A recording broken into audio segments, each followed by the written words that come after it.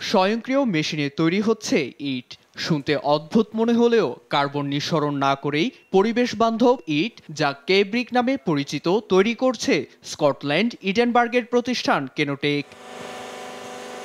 বিশ্বমানের থার্মিক্স রড, সালাম স্টিল থার্মিক্স, দেশের একমাত্র থার্মিক্স রড।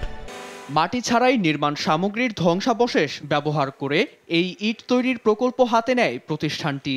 এর মুখপাত্র জানিয়েছেন, প্রতি বছর যুক্তরাজ্যে অন্তত ৬০ থেকে ৬৫% নির্মাণ বর্জ্য জমা হয়, যার পরিমাণ গড়ে ৫০ থেকে ৬০ মিলিয়ন টন। এসব বর্জ্য দিয়ে তৈরি ইট সাধারণ ইটের মতোই টেকসই এবং তৈরির ২৪ ঘন্টার মধ্যে ব্যবহার উপযোগী। দেশীয় ও আন্তর্জাতিক দিক থেকে কে ব্রিকের গুরুত্ব অনেক, যা ইতোমধ্যে অর্থনৈতিক প্রবৃদ্ধি বাড়ানোর সঙ্গে শূন্য কার্বন নিঃসরণের লক্ষ্য পূরণ করেছে।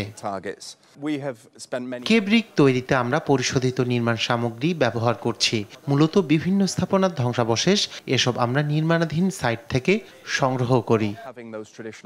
কেনোটেকের তথ্য মতে একটি ২ কামরা বিশিষ্ট কক্ষ তৈরিতে প্রয়োজন প্রায় ১২,০০০ সাধারণ ইট, যা উৎপাদনে ৫.৪৬ টন কার্বন নিঃসরিত হয়। কে ব্রিক তৈরিতে প্রয়োজন নেই ইট ভাটার, ফলে ৯৫% কম কার্বন নিঃসরণ হয়।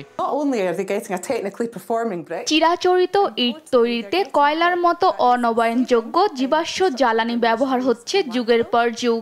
এতে প্রচুর কার্বন নির্গমন হয়, কিন্তু কে ব্রিক তৈরিতে উন্নত প্রযুক্তি ব্যবহারে কার্বন নির্গমন হয় না।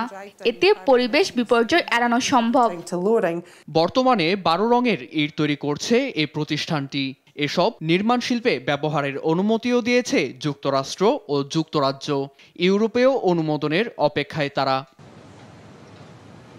নীরব দাস, নিউজ ডেস্ক, দেশ টিভি।